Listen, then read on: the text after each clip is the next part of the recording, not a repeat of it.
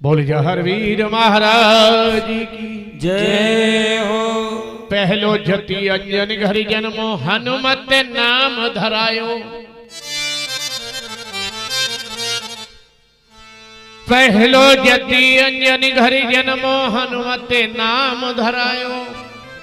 लंका जारी लंकिनी मारी सीता की सुध लायो। ऐसे हुए जति पूजो जति दशरथ घर जन्मो लक्ष्मण नाम धरायो। 12 बरस ये बन तो खंड में नहीं नैन से पलक लगायो। दूसरे जति लखन लाल हुए, राम जति नहीं कहलाए। लखन लाल जति हुए जिन्होंने 12 वर्षों तक निद्रा को त्याग दिया। ऐसे हुए लखन लाल।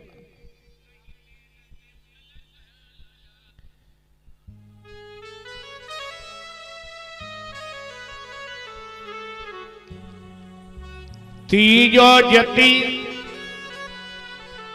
शंकर घरे जन्मो कार्तिक नाम धरायो। कार्तिक भगवान तीसरे जति हुए।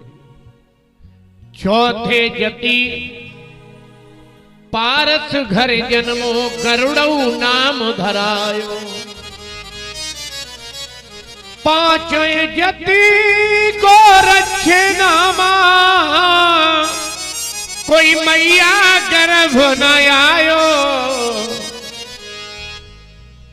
नाथ पंथ को नाम चला के योगी नाम चलायो। देवता गड़बड़ खुश ही हमारे घर आज जति एक जति हमारे घर में आयो है जो 12.5 पंथ चलाए हैं, जो 12 वर्ष तक भूतल में रहे हैं, जो किसी मैया के गर्भ में न आए हो। आज महायोगी मच्छिंद्रनाथ महाराज ने जिस समय भूतल से 12 वर्ष का सकमार, छोटी छोटी जटाएं हैं, छोटे नन्हे नन्हे पैर हैं, नन्हे नन्हे हाथ हैं, बड़ा ही सुंदर स्वरूप है। और जैसे ही गोरक्षनाथ को देखा तो प्रमाण ये कहता है कि गोरक्षनाथ ने गुरु को प्रणाम नहीं किया, गुरु ने गोरखनाथ को आज देखते ही प्रणाम करने लगे। देवता घरों में जिस समय ये कौतुक को देखा, ऐसा भाव पुष्प वर्षा होने लगी। लेकिन ध्यान रहे,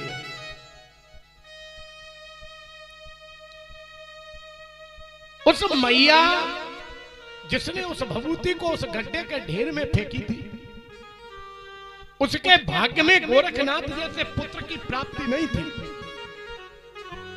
अगर उसके भाग्य में पुत्र की प्राप्ति होती तो ये गोरक्ष अवतार उस मैया के गर्भ से अवतरित होता। लेकिन एक निश्चित है,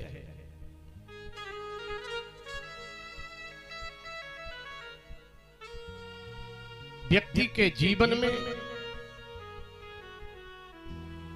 जो लिखा है उसे भोगना पड़ेगा, इसमें कोई दो राय नहीं है।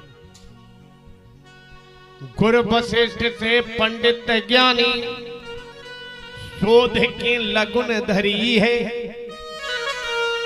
सीता हरण मरण दशरथ को कोई बन बन विपत्ति परी है। करम गति तारे से नहीं तेरी, जो लिख दिया विधाता ने हुई है वही जो राम रच राखा। प्यारे भक्तों, सच ये तो सब भाग्य का खेल है। हम जीवन में कई स्थानों पर कई कार्यों में विलुप्त हो जाते हैं।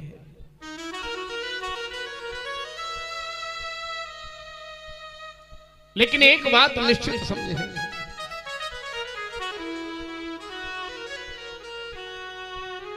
भगवान की कृपा जब तक नहीं है तब तक हम अपने जीवन में भगवत प्राप्ति नहीं कर सकते।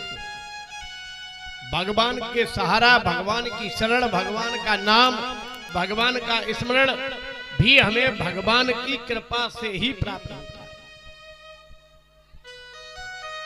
कमंडल बगल में झोली, अलख निरंजन गाए, नाथ मच्छेंद्र के संग में आज तो गोरख चेला धाये। चेला गोरखनाथ मच्छेंद्रनाथ के साथ में धीरे धीरे आगे के लिए बढ़े। और एक बात निश्चित ध्यान रखना मेरे प्यारे, गोरखनाथ आगे को बढ़ रहे हैं, अपने गुरु से पूछने लगे, गुरुदेव हमारा जन्म इस भूतल पर हुआ क्यों, हमें करना क्या है?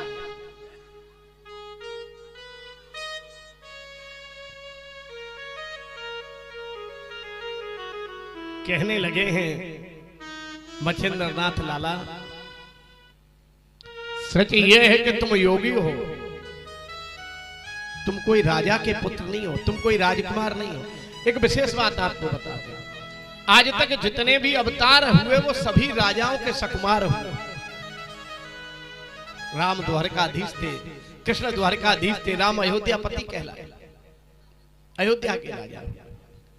लेकिन गोरखनाथ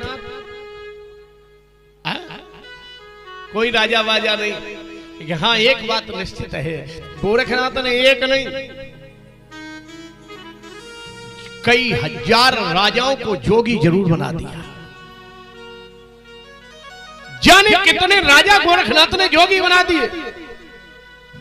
धूप भरतरी गोपी चंदा और जे जोगी कहलाए। भरतरी को जोगी बना दिया, गोपी चंद को जोगी बना दिया, पूरनमल को जोगी बना दिया। जो अटल क्षेत्र राज्य के राजा हुआ करते थे, ऐसे राजाओं को जोग धारण करा। ऐसे हैं गोरखनाथ।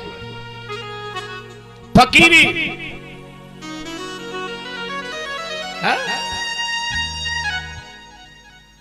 अपने आप में मगन रहना,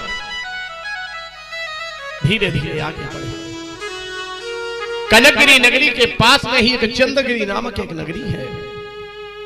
उस नगर में आगे भ्रमण करते हुए गुरु शिष्य जैसे ही एक देखा कि एक सुंदर सरोवर है, वहां एक वट वृक्ष है।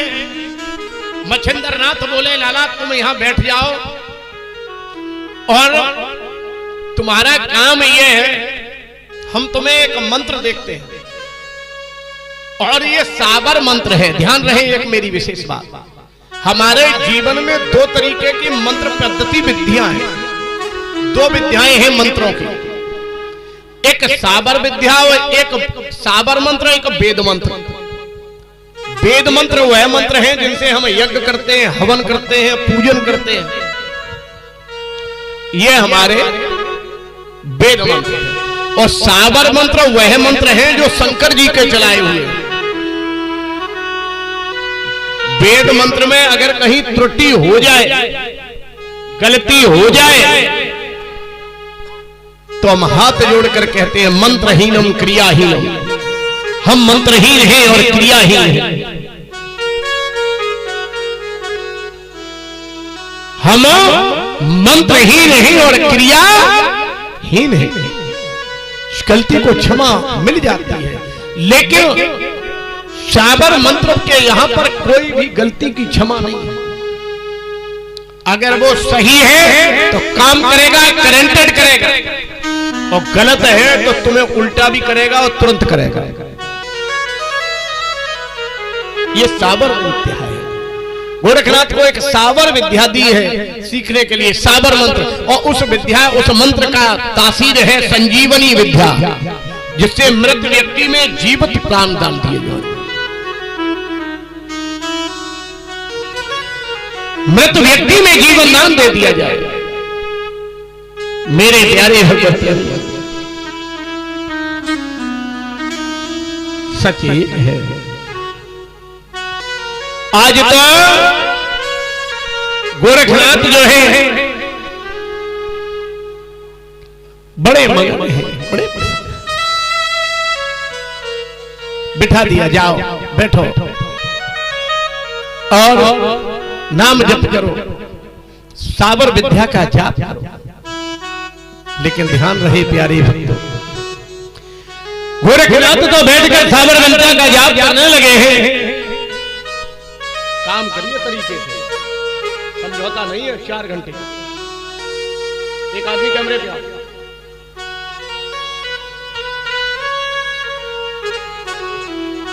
मेरे प्यारे भगवंत,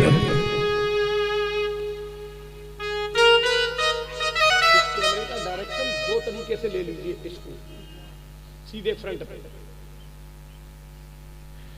बोल जहर वीर महाराज की जय हो।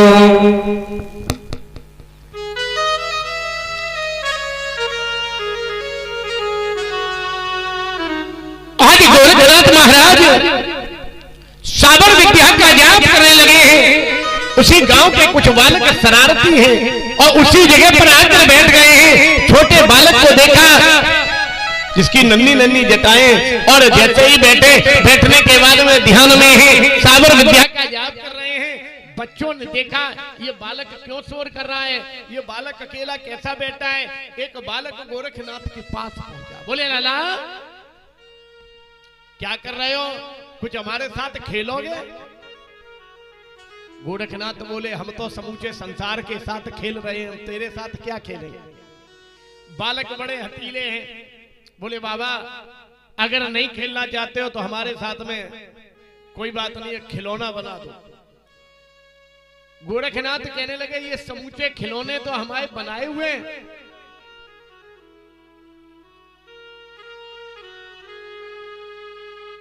ये समूचे खिलौने हमारे बनाए हुए हैं। मेरे प्यारे भगवत प्रेमी, आज जैसे ही इतनी बात को कहा है कि समूचे खिलौने हमारे बनाए हुए हैं, बालक जिद करने लगे। गोरखनाथ ने उस ताल से मिट्टी मंगवाई और मिट्टी मंगवाने के बाद में एक छोटा सा एक बालक बनाया और बालक बनाने के लिए मिट्टी मंगवाई है और वहीं पर बालक बनाने लगे। मना कर दिया, बालकों से मना भी कर रहे हैं, बोले नहीं नहीं तुम हमारे चक्कर में मत पड़ो। गोरखनाथ ने बालकों को समझाते हुए बोले लाला एक बात बता दें। बोले बोलो। के मत डारो बिघने और मेरी लागी लगने, कि मत डारो बिघने मेरी लागी लगने। तुम बालक बड़े हो अज्ञानी, नहीं आती है गाड़ी बनानी, नहीं आती है गाड़ी बनानी। हाथ पकड़ है जोरदार तालियां। है गाड़ी बनानी, नहीं आती है गाड़ी बनानी।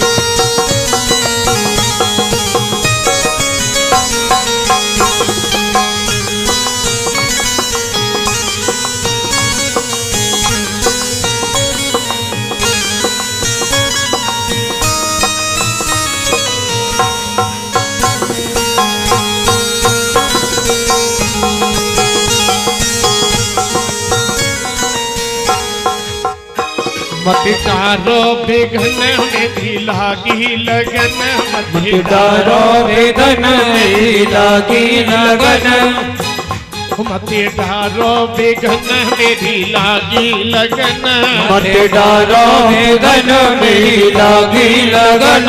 तुम बालक बड़े हो अज्ञानी, नहीं आती है गाड़ी बनानी, नहीं आती है गाड़ी बनानी, नहीं आती है गाड़ी बनानी, नहीं आती है गाड़ी बनानी। क्या बात है।